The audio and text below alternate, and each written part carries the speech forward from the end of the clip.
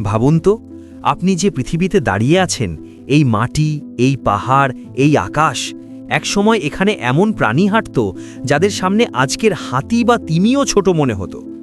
তারা ছিল না রূপকথার দানব, ছিল একদম বাস্তব। তাদের ডাকনাম ছিল ডাইনোসর। আজ তারা নেই, কিন্তু প্রশ্ন একটাই, ডাইনোসররা কি করত? তারা কেমন জীবন যাপন করত? আর কিভাবে তারা পৃথিবী থেকে পুরোপুরি হারিয়ে গেল? ডাইনোসর কোনো একদিনে আসেনি, আবার কোনো একদিনে হঠাৎ হারিয়েও যায়নি। প্রায় 23 কোটি বছর আগে পৃথিবীর জলবায়ু ছিল আজকের থেকে একেবারেই আলাদা।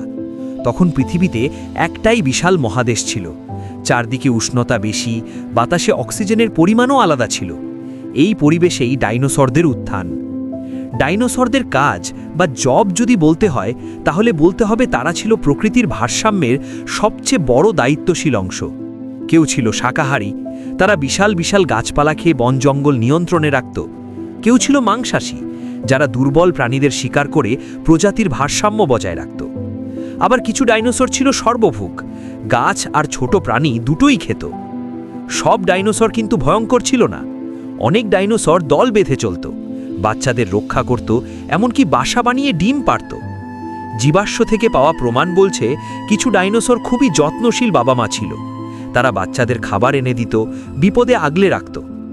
ডাইনোসররা ছিল শুধু শক্তিশালী না, তারা ছিল অভিযোজনে দক্ষ।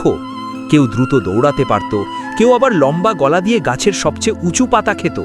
কেউ ছিল বর্মের মতো শক্ত চামড়ার অধিকারী, কেউ আবার ধারালো দাঁত আর নখর নিয়ে জন্মাত।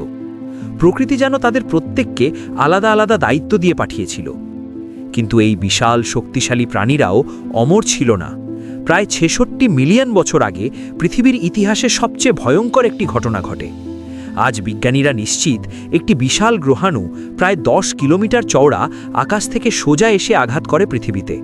সেই আঘাত এতটাই ভয়াবহ ছিল যে মুহূর্তের মধ্যে লাখ লাখ বর্গ কিলোমিটার এলাকা ধ্বংস হয়ে যায়। এই আঘাতের পর যা ঘটেছিল তা আরও ভয়ঙ্কর। আকাশ ধুলো আর ধোঁয়ায় ঢেকে যায়, সূর্যের আলো পৌঁছতে পারে না পৃথিবীতে। বছরের পর বছর ধরে তাপমাত্রা হঠাৎ কমে যায়, গাছপালা মরে যেতে থাকে। গাছ না থাকলে শাকাহারীরা খাবার পায় না, শাকাহারীরা মারা গেলে মাংসাশীরাও বাঁচতে পারে না। এটা কোনো একদিনের ঘটনা ছিল না। ধীরে ধীরে প্রজন্মের পর প্রজন্ম ধরে ডাইনোসরদের সংখ্যা কমতে থাকে। যারা পরিবেশের সঙ্গে মানিয়ে নিতে পারেনি তারা হারিয়ে যায়। বড় আকারের ডাইনোসরদের বেশি খাবার দরকার হতো, আর সেই খাবারই তখন আর ছিল না। তবে মজার বিষয় হলো, সব ডাইনোসর কিন্তু শেষ হয়ে যায়নি। আজকের পাখিরা আসলে সেই ডাইনোসরদেরই উত্তরসূরি।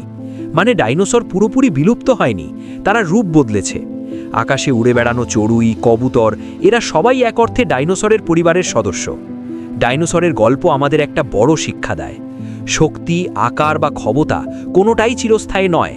প্রকৃতির সঙ্গে যে মানিয়ে নিতে পারে সেই টিকে থাকে, আর যে পারে না সে ইতিহাসের পাতায় হারিয়ে যায়। আজ ডাইনোসর নেই, কিন্তু তাদের গল্প আমাদের মনে করিয়ে দেয় এই পৃথিবী আমাদের নয়, আমরা শুধু সাময়িক অতিথি। প্রকৃতি যখন বদলায় তখন বাঁচতে হলে বদলাতে হয়, না হলে সবচেয়ে শক্তিশালী প্রাণীও একদিন শুধু পাথরের মধ্যে আটকে থাকা স্মৃতি হয়ে যায়।